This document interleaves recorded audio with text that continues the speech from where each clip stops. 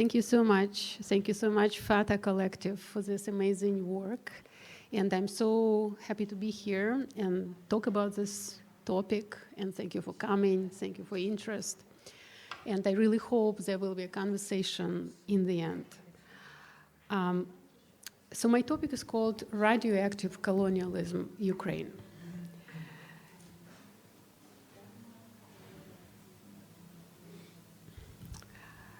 We all remember Prometheus, the Titan god of fire. Prometheus is best known for defying Olympian gods by stealing fire from them and giving it to humanity in the form of technology, knowledge, and apparently civilization. He didn't end well, as we know. And one of those representations here given to us by Flemish painter Theodor Rombouts, here is on the slide. So here you see Prometheus bound, and the eagle feeds itself on his liver. And that was that end, sad end of Prometheus for doing all those great things. In the end of the 70s, Egypt-born American literary theorist and writer Ihab Hassan described Prometheus as a core figure of modern mythology that expressed the desire of transgressing boundaries and offending traditions. The most relevant aspects of the Promethean dialectic, he noted, are imagination and science, myth and technology, earth and sky. Several decades later, American literary critic Harold Bloom questioned Sigmund Freud's terminology for the core issues of modern subject.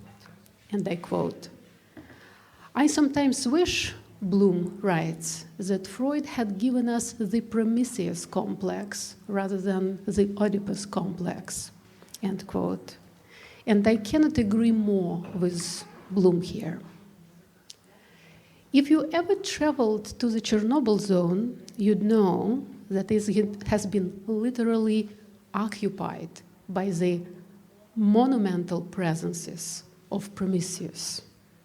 And here is a photo from before the explosion at the nuclear power station.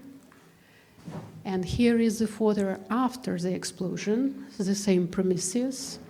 It moved because at the beginning, it was there near the cinema theater on the main square of Pripyat.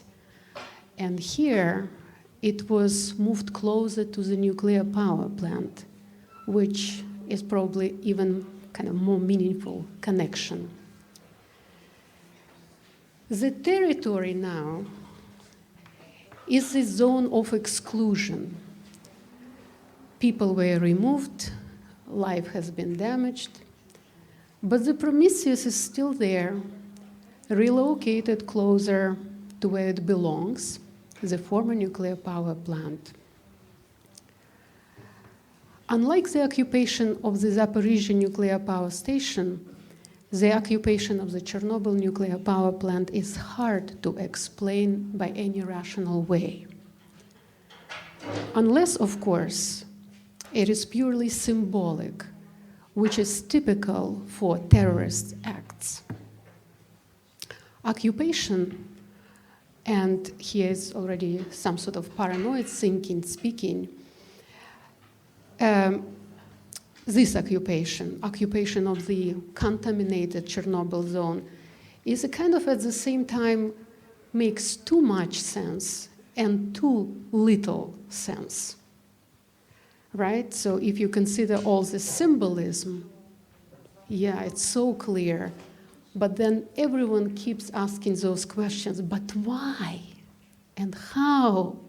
Did they dig those trenches? And really this question, why, runs through many minds. On December 23rd, just some months ago, a couple of months ago, in the end of 2022, I went to the Chernobyl Museum in Kiev to see a new exhibition on the Russian occupation of the Chernobyl zone and the Zaporizhzhia nuclear power plant. It was displayed at the museum foyer, where the walls were covered with many smaller and larger rectangular text boxes and photos copied from various news outlets and social media. These carefully dated clips were presented chronologically, while red threads tied to red pins linked each piece of news with a particular spot on the satellite image of the nuclear power plants. The visualization method was borrowed from the crime movies. The two cases of nuclear terror were presented to the viewer in the form of evidence boards, also known as conspiracy boards, crazy walls, or murder maps. To produce them, the team followed different channels, as the curator of exhibit explained to us, consulted with specialists, requested comments from the government and Energoatom, cross-checked the information and worked in archives before each text box was added to the wall and linked by the thick thread of red yarn with a satellite view. The presence of the links overpowered the rest of elements, it seemed to me, as even its shape itself communicated something about the events and the images and text alone couldn't render. The red network brought forward the constellation of different publications selected to guide our understanding of nuclear terrorism. When Hong Kong philosopher Yu Hui examines the figure of Prometheus and the nature of Western ideology of modern Prometheanism, he suggests that the concept of technology in Western philosophy is not universal. It's not universal at all, and China is a good reason, kind of gives the reason to question this universality, because apparently, according to him, Chinese understanding of technology is based on a different mythology. And he also suggests that there is always some mythology behind understanding of the meaning of technology, and that's where he refers to Heideggerian use of the term.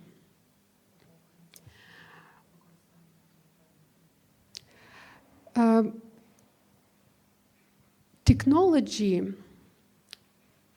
and when Yu Hui discusses the notion, the Western notion of technology that is based on Promethean myth, which I mentioned at the beginning, someone who steals the fire and gives it to people, he said that it's based, original myth on technology, Western technology, is based on the notion of theft. In China, he says, it's different because it came as a gift. And so in a certain way, technology performs quite a different function in, let's say, producing and reproducing social relations, but maybe also relations with gods. Yu Hui speaks about the notion, when he speaks about technology, he also speaks about the notion of algorithmic catastrophe, quite a paradoxical notion which underscores a regressive and not progressive notion of Prometheanism and modernity overall. The notion almost looks like an oxymoron, as even it contains some contradiction. How can something be algorithmic and accidental, because he speaks about original, kind of accidental catastrophe, something that doesn't come together in our kind of everyday understanding of those things. However, there is nothing accidental about modern accidents. As philosopher Ian Hacking, Canadian philosopher of science and technology who just recently passed away, reminds us that the meaning of accident changed in the 19th century thought. And it was mostly because of the development of mathematical statistics and probability theory, which led to formulating the laws of random phenomena. Ian Hacking writes, "A new kind of objective knowledge came into being, the product of new technologies for gaining information about natural and social processes. The statistical law that could be justified laws that could be justified were used not only for description but also for explaining the understanding of core events. And more importantly, chance became tamed in the sense that it became the very stuff of the fundamental process of nature and of society." In other words, we can say that chance, that was usually the element that breaks certain logic and structure, etc., became an essential part of the events. So chance is needed for certain logic to unfold, right? So tamed as tamed animals. There are wild animals and there are tamed animals who enter our symbolic structure, I guess, right? So chance became part of the system. This view, this new epistemology of chance described by Hacking that later developed much further through cybernetics and systems theory, came as a foundational for cultural theorist Paul Virilio, with whom Yu Hui is in conversation when he writes about accidents. And Virilio's description of the Chernobyl disaster is that it was the original accident. The Chernobyl disaster, he says, is the original accident. Virilio argued that without an accident, we remain unaware of how technology functions. Here, Virilio suggests a non-linear development of technology. The accident reveals the substance. In other words, accidents are teleological, in how they expose the essence of technical objects through the purpose they serve rather than the cause by which they come to be. Take a shipwreck, Virilio explains. Without it, the invention of ship is incomplete. So only when it breaks, so its invention or this technology finally comes to being. We finally know what it is about. He writes, the shipwreck, consequently, the futurist invention of the ship, and the air crash, the invention of the supersonic airliner, just like the Chernobyl meltdown is the invention of the nuclear power station. So we don't know what nuclear power or nuclear infrastructure or nuclear power station is until the catastrophe like this happens. Quite symptomatically, I quote Virilio, the worst nuclear disaster in history, both in terms of cost and causalities, is a representative event of modernity for a particular reason. It contributes to the irreversible convergence of war and peace. And maybe this thesis needs a little bit unpacking, and that's where I refer to again, all this mythology of peaceful atom, right? So the nuclear power stations were designed, created, and built with the agenda to produce peaceful atom, while in reality, of course, they were always and everywhere part of military-industrial complex. But that is the essence of modernity. That's where you do not know where peace ends and war begins. There is no longer the border between those things. And you can think of any technology and see that if you give it a careful reading, but the nuclear power station reveals it probably in the most obvious way.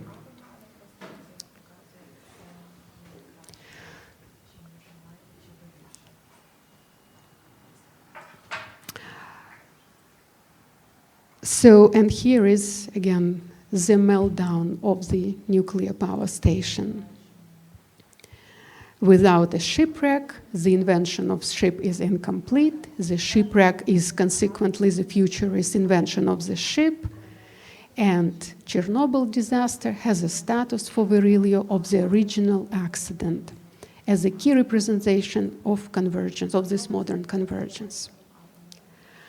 And I'm bringing this passage here, not because it is always tempting to speculate with Virilio about the afterwardness of technological accidents, and the case of Chernobyl in particular, but because now I have to disagree with this philosopher, because I propose that the full realization of the nuclear power station as a representative technology of shipwreck modernity, from its techno-modernization to Anthropocene age global domination, accompanied by the advent of the industrial and other technological revolutions, did not occur in 1986, as Virilio tells us, but in 2022. The full realization of a nuclear power station as a key technology of modernity was not in its accidental meltdown, but in the non-accidental act of nuclear terrorism, with the imperialist genealogy carried out during the Russia-Ukraine war. And now I will briefly return to Yu Hui reading of Western Promethean technological myth as based on theft. So of course we speak here about theft as theft of life and theft of land. And I want to add to that this theft is also known by the name of colonialism. Like other types of colonialism, nuclear colonialism in Polissia resulted in land dispossession by radioactive contamination, but also by further resettlement of the population from the zone.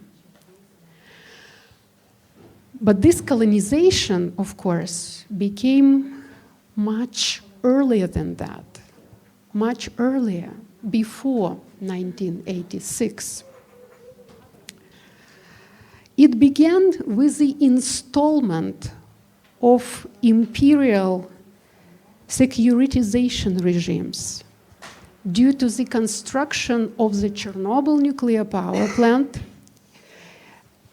and its array station in the 70s, and the introduction that introduced military rule to the Polissia region on the kind of intersection of Belarus, Ukraine, Poland, and Russia. And this colonization is related, in my view, with the construction of these two, at least these two Cold War infrastructures. One is Duga radar, which is an over-the-horizon radar system used in the Soviet Union as part of its earlier warning radar network for missile defense. And the building of that construction began in the 60s. But then, of course, a little bit later, in 1972, the building of the nuclear power station. And it is when this particular military and securitization regime was installed.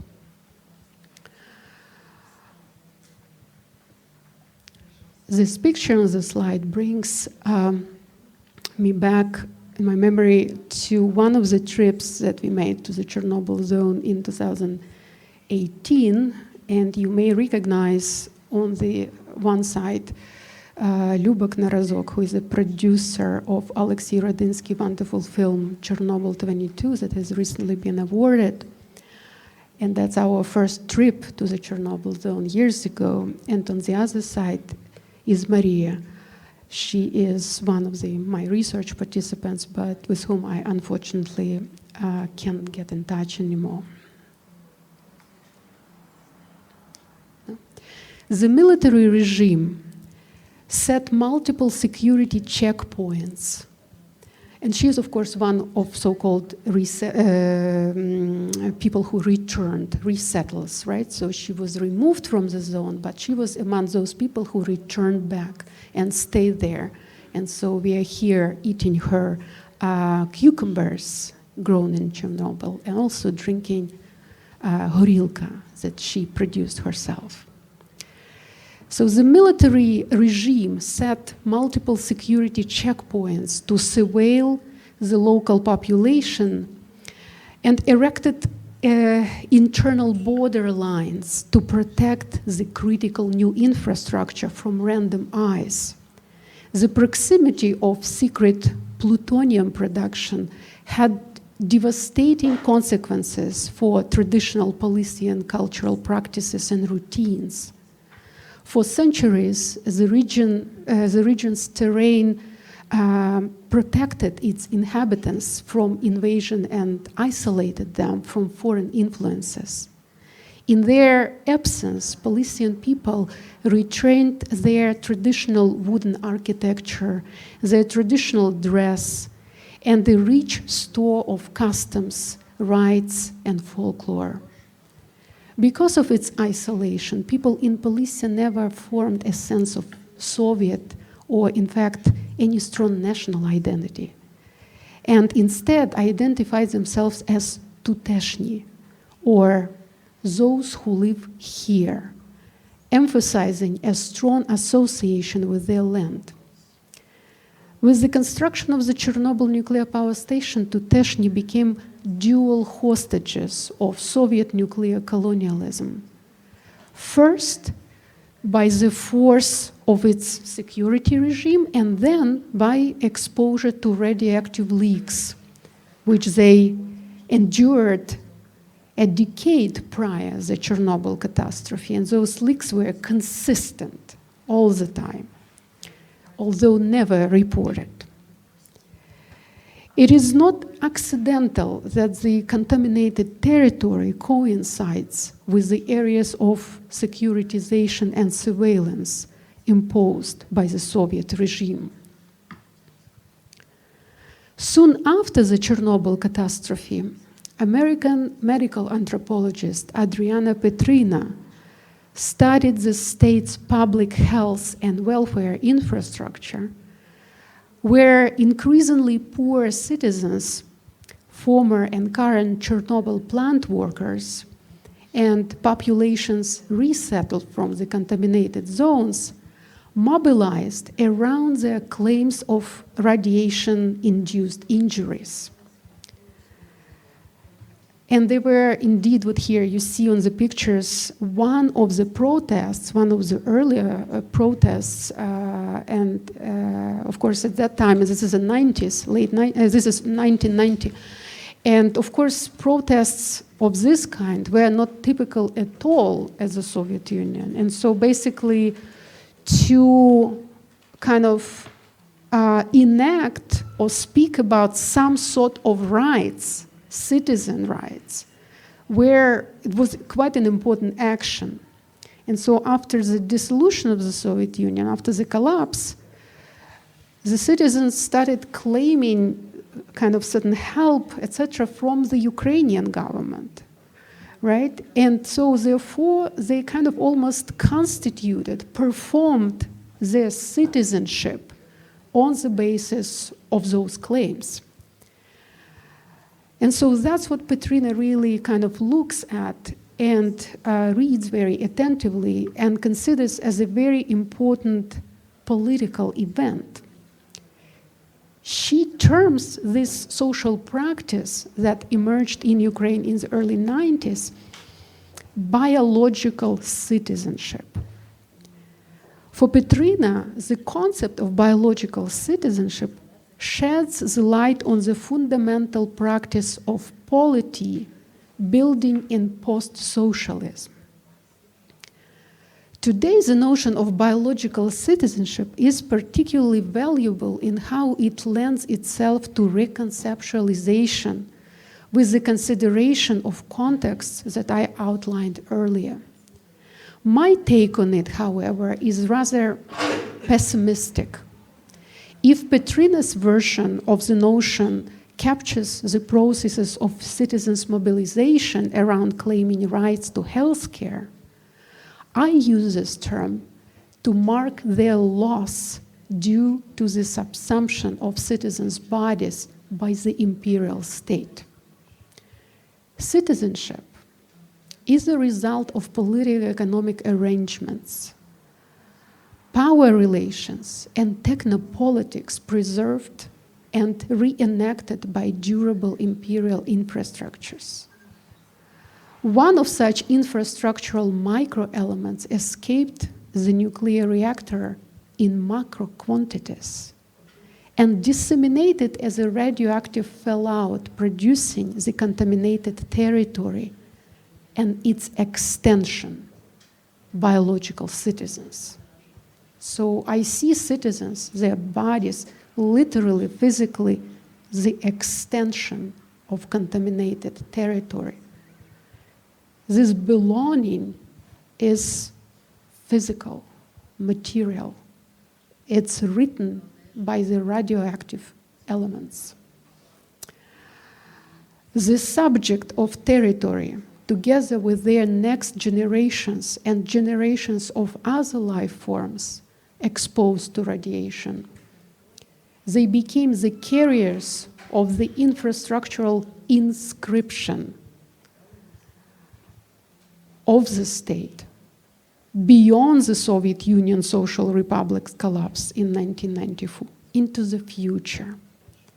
And when I written about this, I also kind of used epigenetical framework when we speak about not just impact of certain chemicals, certain radioactive elements on a particular organism or certain generation of organisms, but epigenetics tells us today that there is a way to see certain heritable properties in those transformations.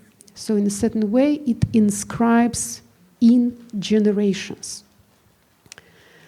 So the imperial state survives, I say, by such traces, by such inscriptions on the territorialized bodies that it subsumes.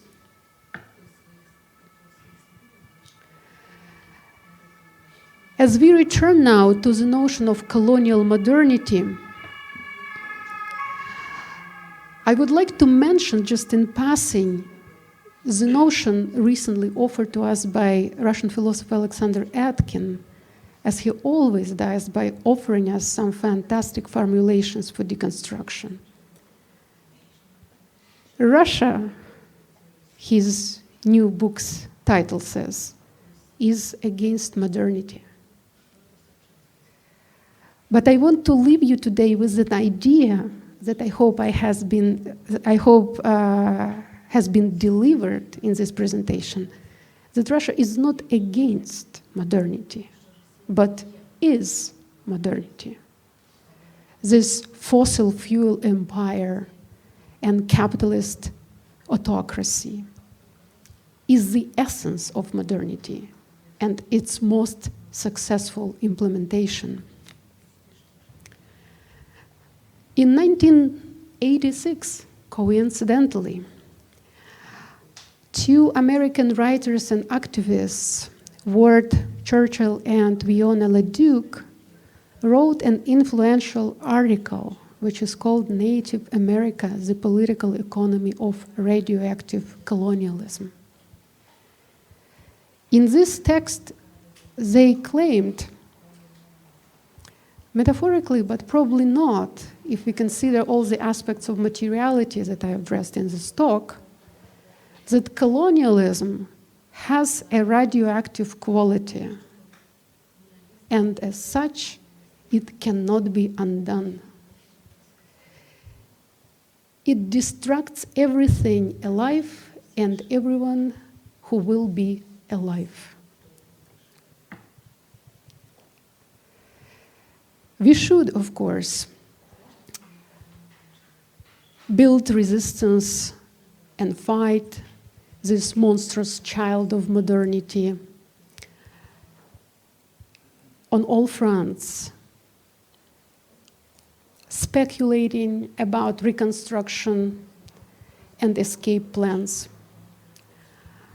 But not because there are any foreseeable possibilities of undoing what I call the virtual occupation, this deep vertical occupation that penetrates the land and bodies in all possible material, symbolic, traumatic, and destructive ways. We should resist and fight, but not because there is a way out, because probably there is no way out, because there is no escape plan.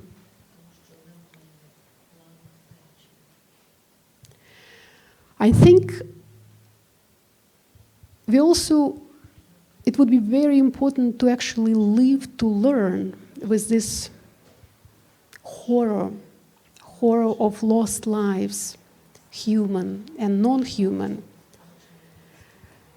that is already here, follows us everywhere we go, and will be with us and in us, inside us, in our land, for the length of deep time, plutonium deep time. Thank you.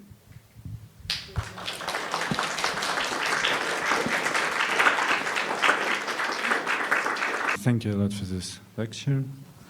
Actually, my question is concerned with probably a tiny detail of what you were just talking about, but maybe not that tiny. So, yeah, the question is basically, what is the way to conceptualize body as the one which can be territorialized, yeah, or which can be extended within the territorial relations which you were just talking about?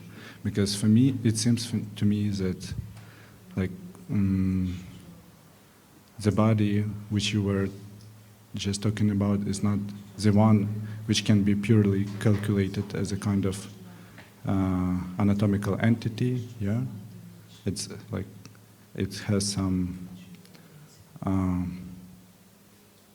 it has a kind of horizon which recalls to think of ethics,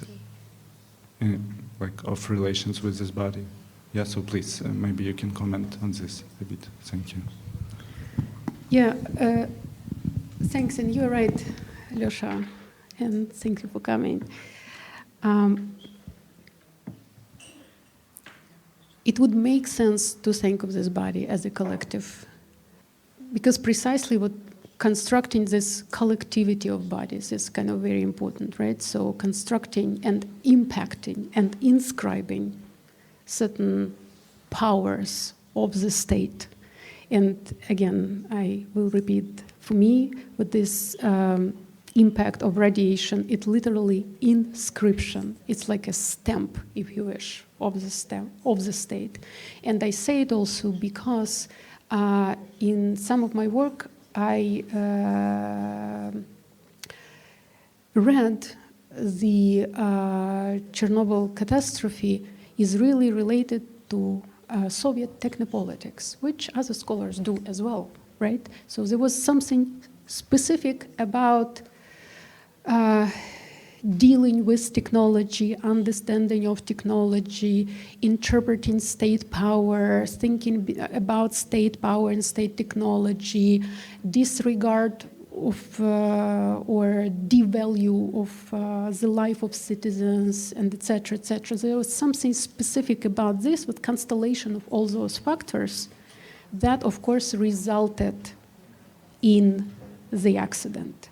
And therefore, because of this constellation, because it expresses certain way how Soviet state behaved in such situations, right? So prior to them as well even, right? So because usually when we speak about Chernobyl catastrophe, we only speak about 1986. But as I was trying to show, it has an extended history. The occupation began in the 70s. And we don't see the end of it, right? So what we see now is the construction of, I also called like the zombie Soviet Union, which is still the territory that includes parts of different post-Soviet states, right? So politically, the entity is dissolved. Materially, it exists as a zone, which is not only in Ukraine, which is also Belarus, Russia, etc., right? So materially, this zombie Soviet Union is very much there. And this inscription constitutes all the impacted bodies as almost belonging citizens of this zombie state, right? And in a certain way, state lives by the presence of this contamination and by the fact that this inscription is carried in the bodies. So in a certain way, the bodies, wherever they are disseminated, are part of the assemblage. Yes, thank you so much. Just coming back to one of the metaphors that you used in the beginning of your lecture, referring to the shipwreck metaphor and how any accident is showing the essence of a thing, of a process, cultural process or practice. You didn't formulate this as clearly or objectively, and I thought it became clear to me while you were talking about this, but maybe I'm wrong and you meant also something different. So the question is, if we think about the colonial practice itself as a form of also cultural practice and the war, the continuation of the war in Ukraine, which is going right now, as a form of accident to this practice, which showed that the initial invasion was planned to be much easier and much it wasn't planned that it would be so much more violence coming from the other side. So if in a sense the result and the continuation of the war can be regarded as a form of illustration of what the essence of also Soviet colonialism has always been, because we tend to we have this school of Soviet colonialism as a form of friendly colonization of gathering spaces, but this war is actually showing how violent the practice itself has always been. Maybe I'm wrong, but yeah, it was just a continuation of the thought of the metaphor that you suggested. Thanks. Yeah, two things. This reading of technology breaking which exposes its essence. It's one of the kind of major sort of ideas, metaphors, you're right, understandings, or maybe also mythologies that has been circulated for quite a while in the philosophy of technology, from Heidegger and later, right? So technology is visible, so technology is invisible, right? So that was a modern myth about technology, from a hammer to a computer. So it should be invisible, right? When it shows itself, it malfunctions or it breaks, and then we notice it, and so on, right? So that's what all these philosophers in different ways refer to, of course. On a different note, about decolonialism, I think we are now in this moment, which is a very learning moment, the moment when we all gather in spaces like this, in groups like this, in different groups, etc., to think about what this decolonial process may look like, or what it can become. There is a lot of certainty that I encounter when I listen to different people, but I have none. I see notions that do not work for me from those theories that I know and the books I read, or work very partially. And also, surprisingly or not surprisingly, show that I myself know quite little about, all this huge space that we often refer as post-Soviet and whatnot, right? So, or under control of imperial Russia and all its legacies. So, myself, I'm also working with groups, with several groups where we are trying to read, to think, to identify and re-identify certain things as ethnicity and race in the context of this space, because not everything works just like it is somewhere else. And so that's why I think this is also a possibility for resistance. This is resistance. Thinking about those things are resistance. I do not have answers. I only think that it's kind of the moment of doing this work along with all other work, right? And I'm almost ashamed and surprised that it comes at this moment now.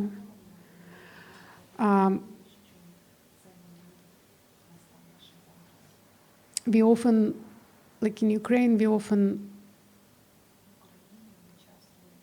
almost offended probably,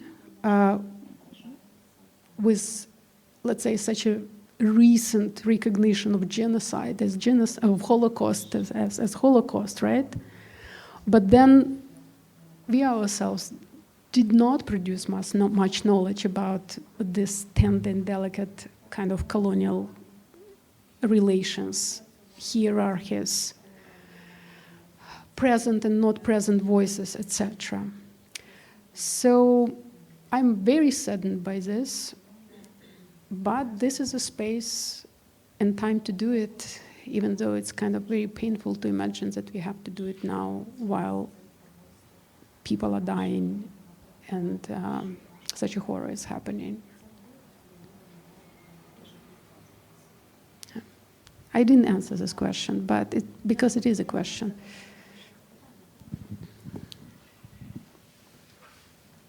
Hello. Thank you for the lecture. And for me, it was very important to hear this theory or analogy, I don't know how do you call it, about the physical impact of radioactivity into one,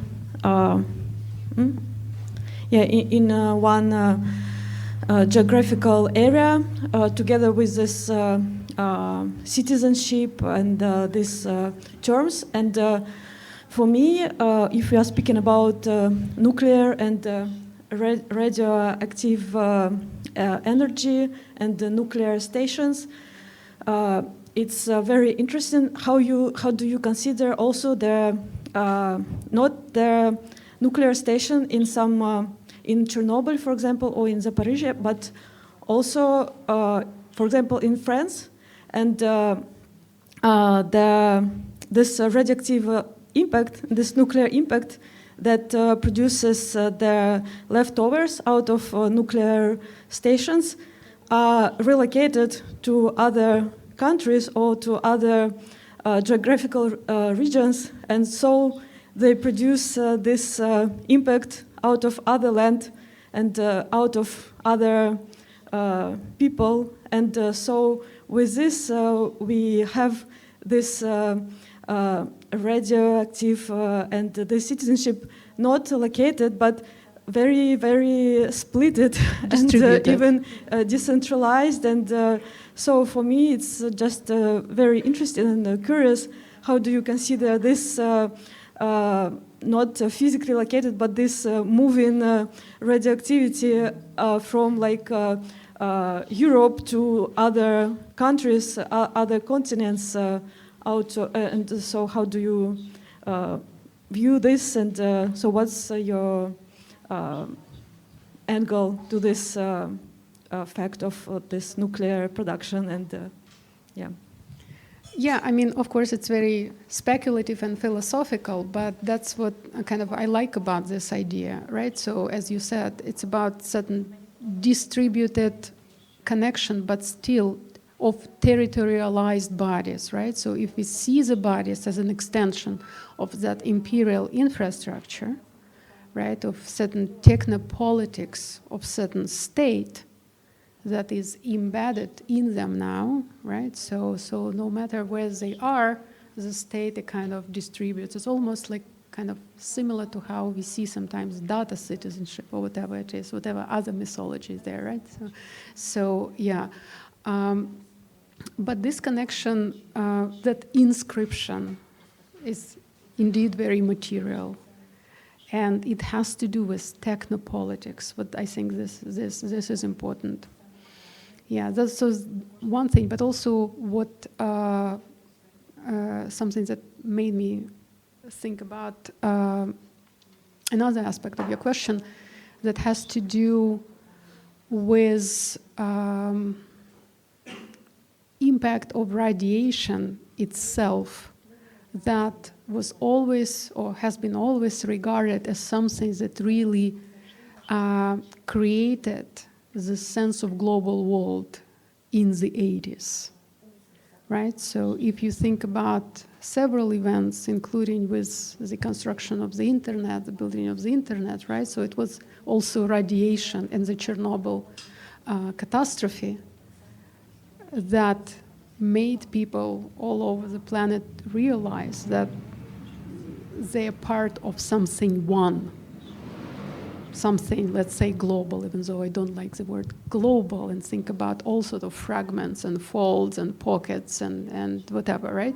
But radiation constituted certain global imaginary at some point, a certain vision, certain sense of the global.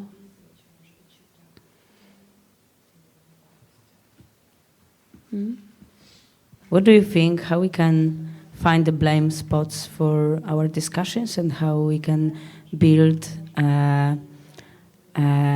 like involvements, how we can meet in one place in the theoretically and practically space, that we can stretch the discussion around Russian invasion or like Ukrainian war, and how we can like find more allyship during this, after, like, you know, like with your knowledge and with your experiences, what you can live in Berlin before you come back there.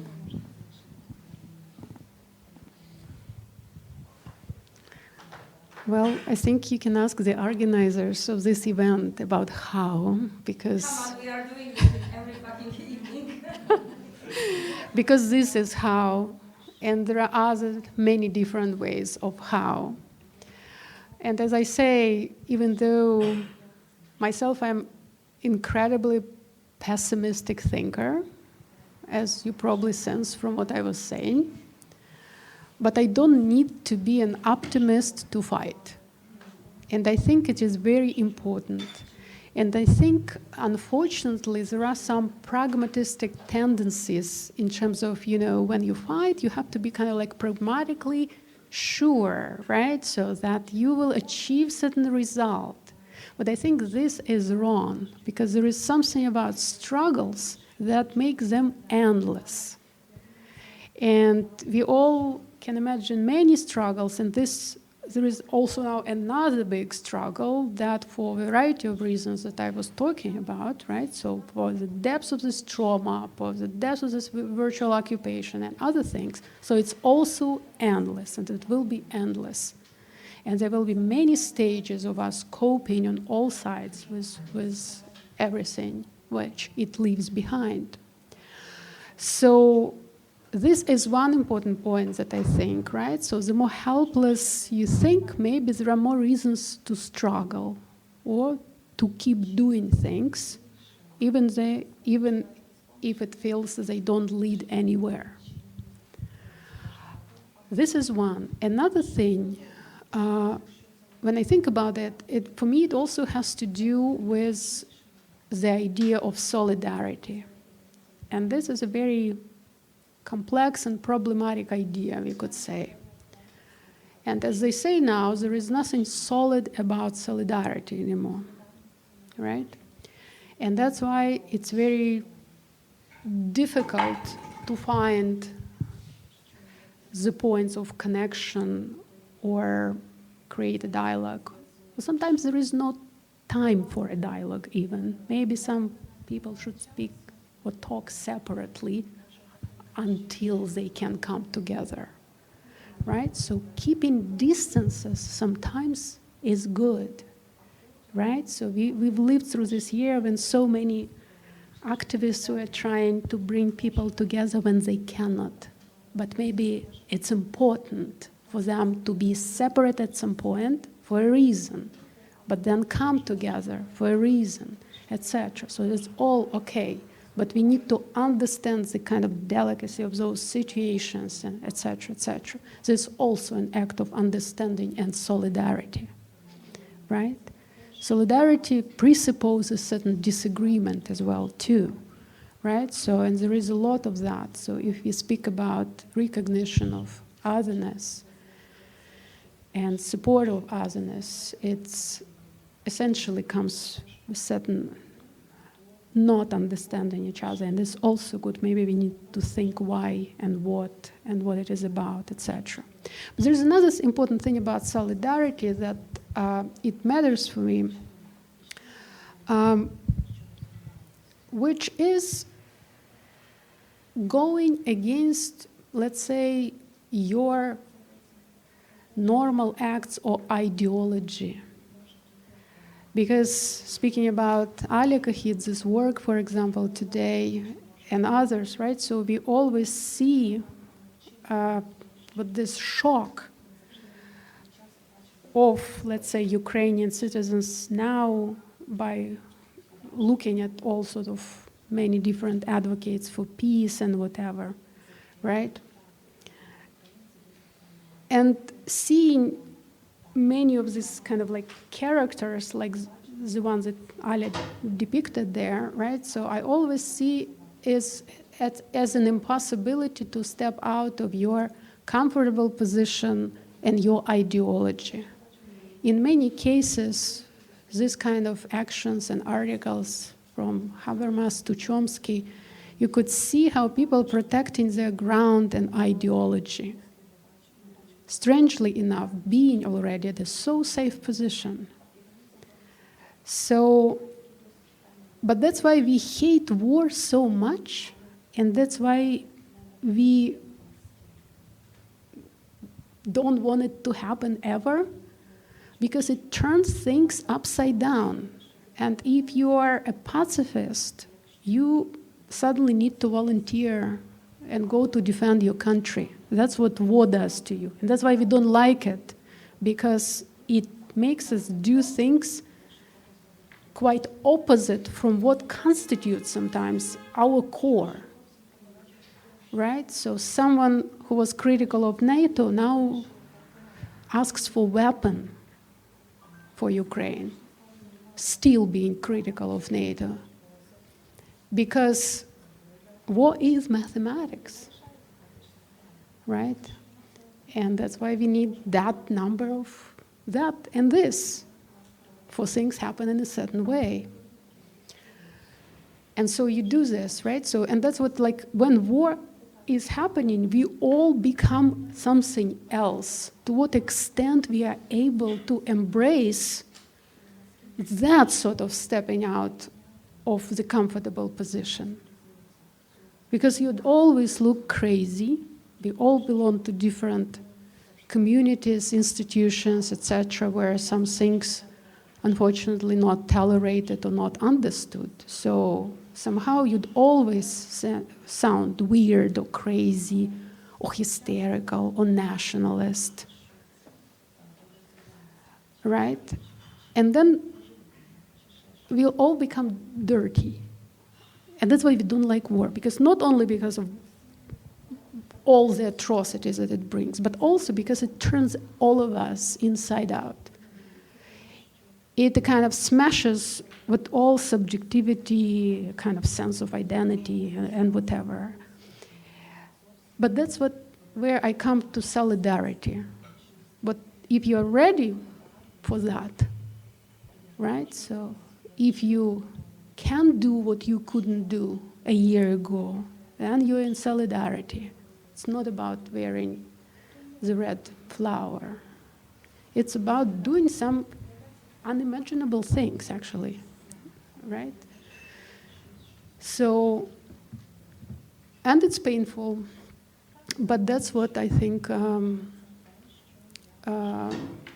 may change things, probably.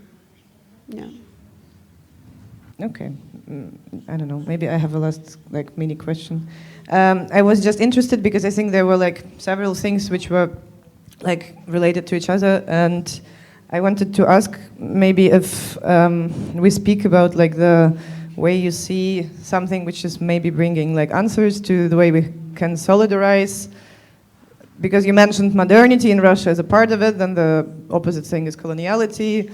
And then, what is the answer to it as decoloniality? And I was wondering how you said that, one part of the process is understanding how categories operate locally, in the region.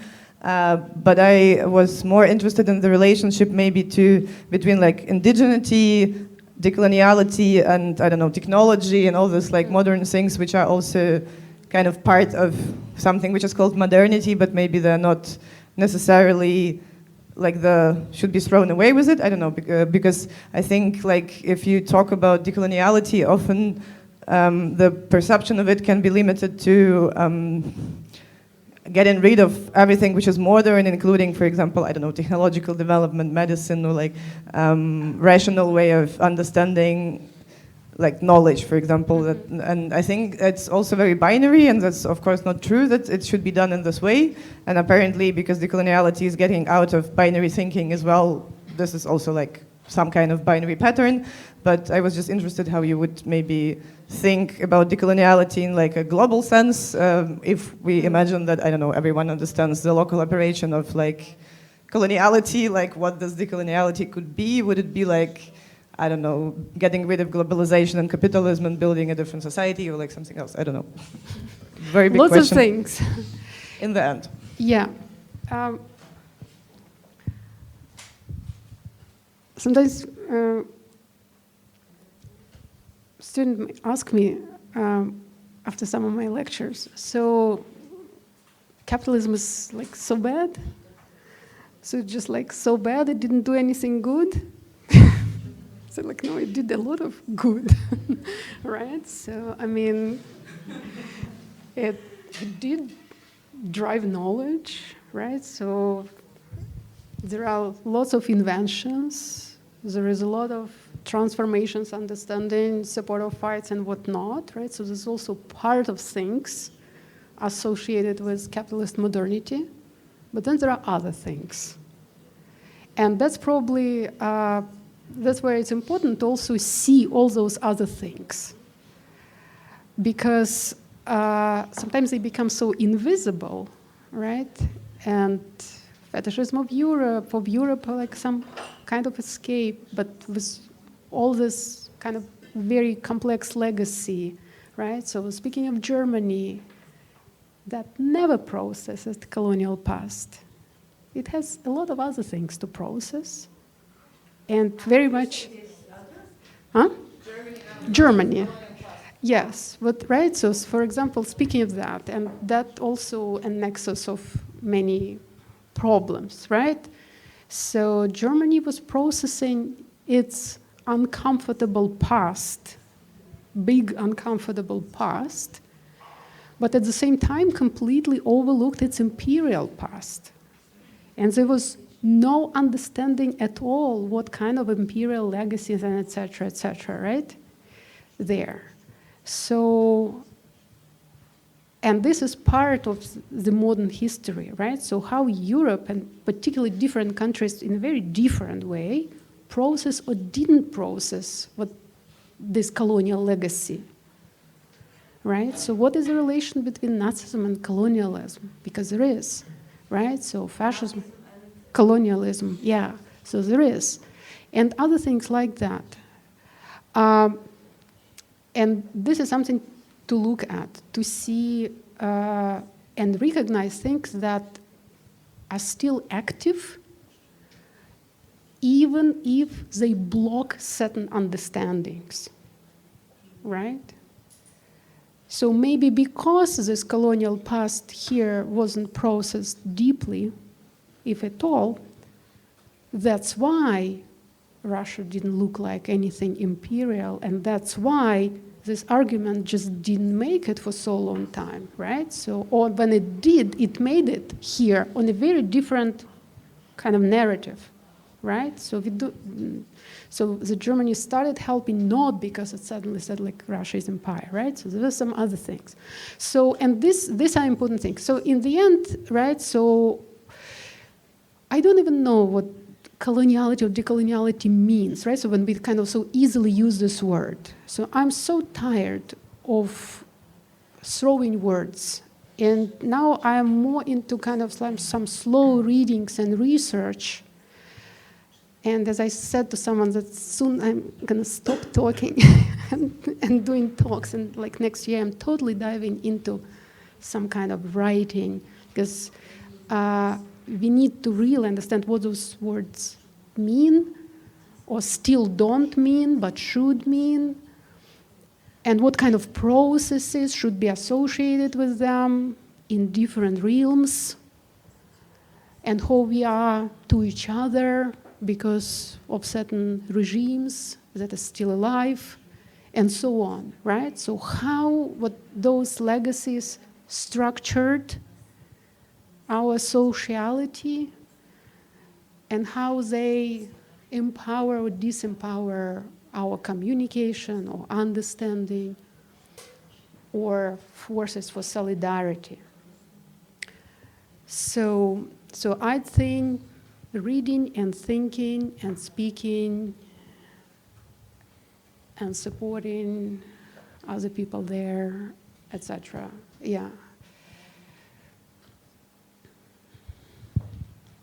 Thank you. Yeah, on this note, thank you very much for the lecture, for answering all the questions. And I'm sure there are many of them, and I don't think we can maybe ask in this space all what we want.